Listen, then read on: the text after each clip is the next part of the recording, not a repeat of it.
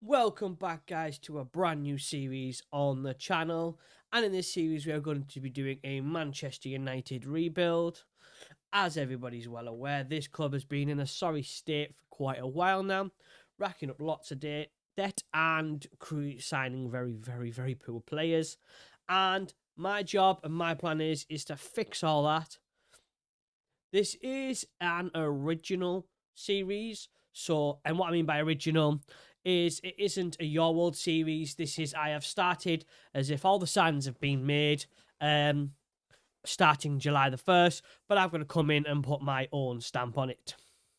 Since I have loaded up the game already, I don't think I've clicked a day, I don't think I've clicked anything, but I have had a play around with the team. I've got a general idea of the players I want to keep around, the players that are going to be starting for me, and to be honest, the ones I'm quite happy to let go there. I'm not too sure on the formation yet. I like the Gegenpress. I like high pressing, attacking football. Very much feels like the Manchester United way. So that's the sort of vibe we're going to be going for today. Well, on this series, having played around with the team a little bit and had a look at it, this is a team that I would be looking to start the season with. I think Højlund, he is injured, so not necessarily Højlund, but this is what I would call my best 11. Rashford, Fernandes, Sancho. Yes, I want Sancho. Mount possibly in there, with Casemiro in there, although you have got Amrabat as well. Shaw on the left, Wan-Bissaka on the right, Martinez and Varane, and Onana in goal. This lot. These are a list of players that I'm quite happy to keep around. I think Altai could be number one, to be honest. Johnny Evans, I'll keep around for the season. He's only just signed. He'd be possibly a decent cover, if you want to call it that. Harry Maguire could potentially even take over from Martinez or Varane. Reguilon, again, for backup for Shaw. Eriksen can be the backup for Fernandes, potentially, possibly in the centre midfielder. Then you've got the likes of Palestri and Garnacho. So when you're looking at likes of Højlund and Sancho, Palestri, Garnacho, obviously they're all young. They're all young players there. These are a list of players that I'm quite happily and probably looking to sell. Martial, I think, his time at Man United's been up for quite a while now. Delors, again, yeah, he's played all right. He's played well, but I feel like I could probably get better out there. Malacia, I don't know. I'm just not too sure he's possibly what I would have for going forward. Lindelof, I think it goes well. I think I'm looking to bring in another centre back. Van der Beek's, I say his time's up. He's never really ever started at this football club. And yes, you're right, guys. After only one season, I am looking to get rid of Antony. And it's got nothing to do with anything that's going on in real life or his performances in real life. I just think looking at certain stats that I like in my formations, in my teams, with your jumping reach, strength, decisions out on the wing. I think I could just, if I can get around anywhere around that, I reckon I can replace him with better. Keeping in mind the young age as well, I won't just be bringing in some 28-year-old, 29-year-old. I will be looking for a similar age, but I feel like I can do better. And I have to take into consideration that is my current transfer budget for this season. So if I do want to make any changes this season, I have to sell. I have to sell. It's as simple as that. Now, I know some of you might disagree on getting rid of Antony, and I can completely understand that. Obviously, some of his stats are fantastic. His dribbling, his first touch, his flair, his work rate. I completely understand why some of you would keep him around. I personally, and I'm probably not the only one, think it was a bad sign in the first place, especially for the amount he was brought in for. But I'm going to try and rectify that by selling and make some money on him. And I do want to give Sancho another chance. Again, you guys are probably going to disagree with me looking at his stats being very similar. Maybe it's just personal preference, but I think I could get a little bit more out of this situation than I can out of the Antony situation. And it's the great way to generate some money so I can fill in gaps elsewhere. And let's take a quick look at what Manchester United or Man UFC are expecting of us this season. And quite frankly, just looking at this screen alone shows how far back Manchester United have gone over the years. And to be honest, I was quite surprised at how low the expectations are for Manchester United. Now I know they haven't been successful for a while, but I didn't expect to see expectations of be competitive in the Carabao Cup, be competitive in the FA Cup, try and qualify for the Champions League, be competitive in the Champions League. There's not a single need to win a trophy, which to me, a club like Manchester United should be standard. And I'm not saying they should be winning the Premier League and they should be winning the Champions League. I get why maybe that's a future step, but the fact that there's no expectation on to win anything shows how far backwards this football club has gone over the years. And very much my plan is to hopefully have these expectations raised, so we start winning trophies and we're back to expecting to winning trophies. At least in the next couple of years, there is an expectation to fight for the title at the very least, I guess, which isn't so bad. I mean, the supporters, want us to become the best team in the world, absolutely. Be competitive against Manchester City, not even expecting... we don't even have to beat them, just can be competitive. Again, just another example of how far back this club has gone. But nevertheless, this is what I'm here for. The plan of this rebuild is to fix all this, get the expectation, get the trophies back in the door, get Manchester United back to what we had when we were younger, where in the mid-90s to the late 2000s, where they just won everything and everything and everything. Now, I'll be completely honest, having not grown up as a Manchester United fan, it was so annoying them winning absolutely everything. And quite frankly, when they started not doing well, I kind of enjoyed it a little bit. But after a couple of years of them not doing well, now it just sort of feels sad. It's not it feels wrong, them not at least being in the question of all the trophies and Manchester United being there or thereabouts. So as much as I was quite happy to see them suffer for a couple of years, it's I've took it upon myself, at least in this world anyway, to be the one to fix and bring past the Man United that, quite frankly, even I miss, to be honest. Another thing we will be looking at as well is, quite frankly, unsurprisingly, it's not exactly a secret, is Manchester United's debt and finances are not exactly looking good. If possibly as we go along fixing this football club, we are able to fix some of this debt as well, at least get it out as the projected to be ending the season not in the red. That would be fantastic. Fix the turnover, get some more money in the door, make smarter transfer choices, and win some trophies. So balancing all that out, I want to build a better squad, but taking into account we have got players like Garnacho as well and Sancho to develop with, so we don't necessarily have to sign new players there. We just have to develop those players. Højlund coming in as well, but we're going to use that to our advantage. We're going to have to spend a little bit less on wages, hopefully. Stop overspending on players, stop overpaying players, not that good enough. And hopefully this debt, along with trophies, will balance itself out. And then by the time I finish this rebuild, we'll have a very, very successful world-class team with little to no debt. So what I'm going to do now is I'm going to go away and play through the pre-season and up until the end of August, doing all the transfers, completing, I say all the transfers, doing some transfers, and I'll be back, guys, once pre-season and all transfer business is done for the summer, if any, and then we can take a good look at how we plan on going forward. Welcome back, and we are now at the end of the transfer window there, and as you can see, it's not been the best of starts up until the last couple of games of coming out pre-season, going into the obviously the season, try to do transfers, which in itself was just stressful. But let's just have a quick look at how we got on. We did well in the pre-season. We got absolutely battered by Real Madrid. Then we played our formation, which I was at originally, and we were at 1-1. Brentford, then we lost 3-0 to Everton. And that's when things started to concern me a little bit because we just didn't look at it at all. We did have injuries. I have made a slight change to the formation, and it has led to these 2 victories here as well. But the transfer window is now complete, and boy, it was stressful. Do you know how hard it is to try and sell a bunch of very, very, very highly paid players that not only do I not want, that other clubs do not want?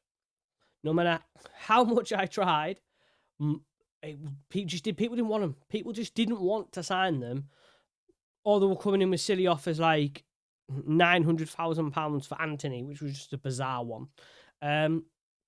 So I didn't really get to do as much as I wanted to do, but let's take a look anyway. In terms of the outs, realistically, the only side player we sold actually was Victor Lindelof for £15 million. Probably a little bit cheap. £50 million to Tottenham. Plenty of centre backs. Wasn't going to use him. So he went out the door. Not a problem at all. Finally managed to get Anthony Martial out on loan. I wanted to sell him, and trust me, I was bringing the price down and down and down, and nobody was interested in him. I imagine it has something to do with that wage, but it doesn't matter what we did, nobody wanted to buy him. So, it was in the last year of his deal, so we did trigger an extension, and Everton agreed to pay a cushy amount on his wage. So he's gone for the season, but hopefully gone for good. But nobody wanted to sign him. He was really difficult to get rid of. That did also come with a £1.4 million loan fee. So like I said, bit of cash in, if not much, but we just couldn't get rid of him.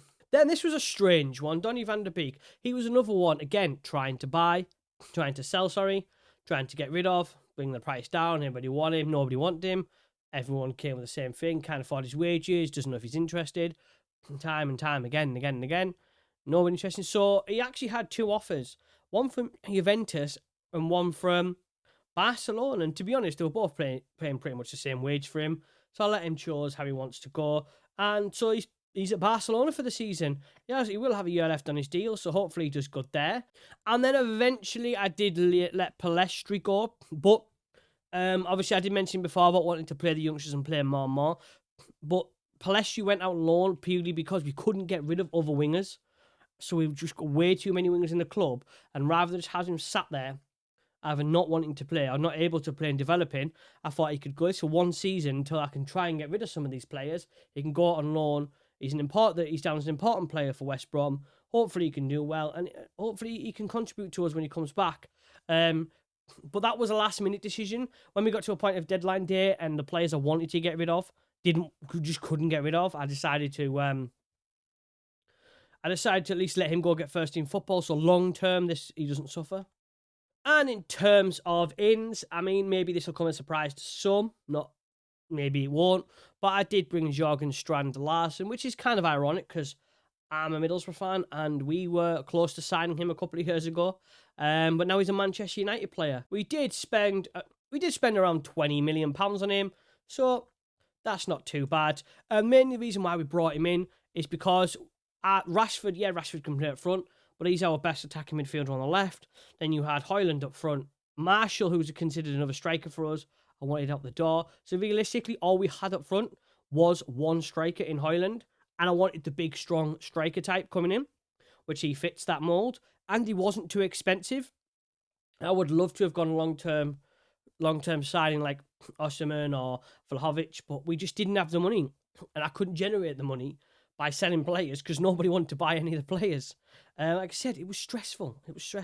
I didn't feel like it would be a Manchester United transfer window if we didn't bring a bizarre or possibly random transfer in. Now, there is a option to buy at the end of this. I'm not really too sure whether I'm going to. But he was coming in for around £10 million I wanted to sell him for. And I thought, that's a bargain for someone like Dybala. Just looking at his stats alone. And I couldn't really afford it. Not what they were asking. So I've also decided he's 29-year-old. He's good for now. He's good for someone to have, obviously, with all the competitions, but not someone we plan on long term. So the big name, big reputation signing that the club wants me to sign was Paulo Dybala. And I'd love to tell you there was more signings. I'd love to tell you we brought in more players and we improved the defense and we brought a new right back in possibly, and we did none of that. That was the only 2 players we signed, and one of them I didn't even really need. I just thought it would be cool bringing Dybala in. Where that does leave us though, is still with 8 million in the bank. So again, haven't really spent. In fact, I think I've gained a little bit. I think it was about 6 million. So not only have I gained a little bit of money, the wages have sort of not gone any further. The difference is I'm trying to get rid of Martial on 250k and bringing in Larson on about 80, 90k. Just bringing that wage budget down to more realistic. And realistically, stats-wise, especially on the game, he's no worse off. In fact, he's younger and he's probably looking like he's going to be better. So this is the team we are looking at for the season here. We have changed formation a little bit. We've got a little bit more attacking because we are Man United. We should be taking the game to players and teams. We have gone to a tiki-taka, vertical tiki-taka, because I don't feel like this team was handling the Gegenpress very well, and I think that's why we started off pretty slow. But what it does is those centre-backs that I didn't really want any of them anymore are all here. So how that is looking going into the season now. Obviously, Højlund is going to be the main man up front with Strand Larsen, both young lads. And also, my thinking was, if Strand Larsen long-term isn't for us, he's young enough to probably generate some money on him in a season or 2. Rashford, obviously, on the left. Sancho in on the right as our main wide player there. Fernandes has to go in the middle there. Casemiro's your ball-winning midfielder. Mount is your centre midfielder. The defence, the left and right backs kind of pick themselves at the moment with Shaw and Wan-Bissaka. But the centre-backs are a bit different. You got obviously Martinez and Varane at the moment, which I'm happy with. But you've got the likes of Harry Maguire, who, quite frankly, is pretty decent in the game. So I won't have any issue potentially bringing him in. I think long-term, that defence will look very different. But I just couldn't, like I said, couldn't generate anything. So for now, that's what we're sticking with, to what we already have. With Onana in goal there. Just looking at the players we were looking to try and sell. Anthony wanted. He's unhappy now because obviously I wanted to let him go. Nobody wanted to buy him. Then you're also looking at also McTominay. I was tempted to, but I think he's a good all-around player. I think long-term Johnny Evans won't be here. So realistically, I was trying to sell Anthony. I think I'd even brought it down to about 60 odd million just to try and get him sold. Nobody wanted to buy him, or I think the teams that were interested in him and people just didn't want to go. So that is where we are at the situation in time. That is what team we have got to deal with, at least till January at the very least. Maybe I can shift some of these players in January. Who knows? But till January at least, we're playing custom vertical tiki-taka.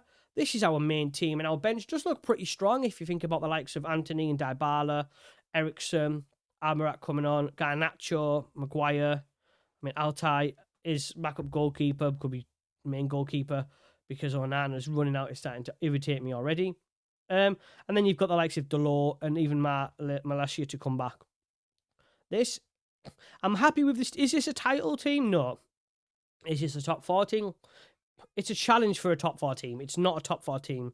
There's a lot of work to do on this team, replacing in key areas. We did also get our Champions League draw, and I'm not too sure if it's favourable. I think in Manchester United of old, we would have said it was favourable with Salzburg, Feyenoord and Galatasaray. But this Man United, to be honest, it's going to be a tough group for us to get out of. But where that leads us going into the game against Feyenoord is after 5 games, we are on 10 points. Only 5 points off top, so still plenty to play for. A pretty solid start. Nothing too exciting. I'm not getting excited yet. There's definitely vulnerabilities there. But we do find ourselves in 6 going into this game today. And what a better way to end the first episode of our Manchester United rebuild with our first Champions League game of the season. This is a team we're going to be going for. Rashford, Fernandes, Sancho, Strand Larsen up front, as Højlund is still recovering from injury, and I think he took a bit of a knock again. Casemiro and Mount, Shaw, Martinez, Varane, Wan-Bissaka and Onana and goal. And just as we're starting the game in our green and white kits, don't forget, guys, if you are enjoying the episode and you want to see more of this episode, don't forget to like and subscribe to the channel. Leave a comment down below. Feel free to share the video. It really helps me with the algorithm, really helps get videos out there to see if other people do like it. And obviously, I'd love to know your thoughts and feelings and any ideas and suggestions on future players or future ideas. Let me know. Well, they have got a corner.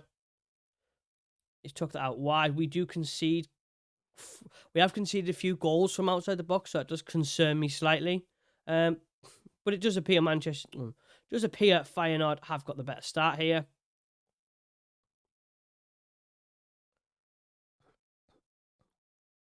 No shots in the first. This is our first highlight of the game. Fernandez in with the ball. Nothing really comes of it. Can he put another good ball back in? Casemiro with the ball. Martinez. Mount in the centre there. What's Wan-Bissaka? Being a bit negative here, guys. Come on. We've had the ball nicked off us. They're going to counter-attack us, but Martinez manages to slow him down at least a little bit. Good. Great tackle and recovery from Martinez. That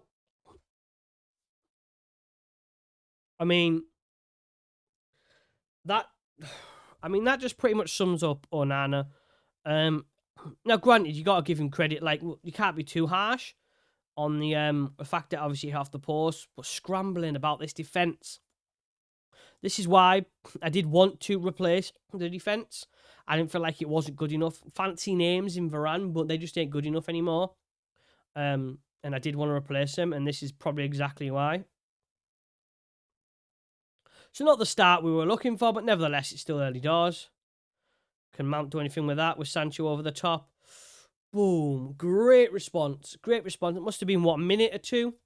Mount in the middle there. Lovely ball over the top for Sancho. Was it Mount?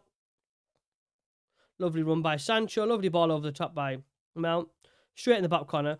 Great way to respond almost immediately. We're a bit sloppy on the ball still. Our ability to ball retention isn't great, and decision making, I'll be honest, isn't the best. There's Rashford there. What can he do with it there? Oh. Can Sancho get a second goal? Ooh, nearly. That was nearly. We seem to be stepping up. We're finally in the game now. This is another corner here. And that came to absolutely nothing. But it does appear our ability to retain and make decisions is not the best. Feyenoord here with another highlight. Can we defend well? Ooh, we do look. We look susceptible all the time. We look weak at the back. Can we counter-attack here? Can Rashford do anything? Can he make the... Oh. Casemiro out to Wan-Bissaka. To Mount. Strad Larsen. Shaw. A lot of passing. Come on, guys. We're letting them get back. No, we've passed it all the way back. All that for what a waste of a highlight that was. Can Rashford do anything? Boom, that's what I'm talking about. Inside forward, cutting in from the left-hand side. Boom, bottom corner. This is why I want him starting every single week. But I do think Højlund can be the future star striker of this team.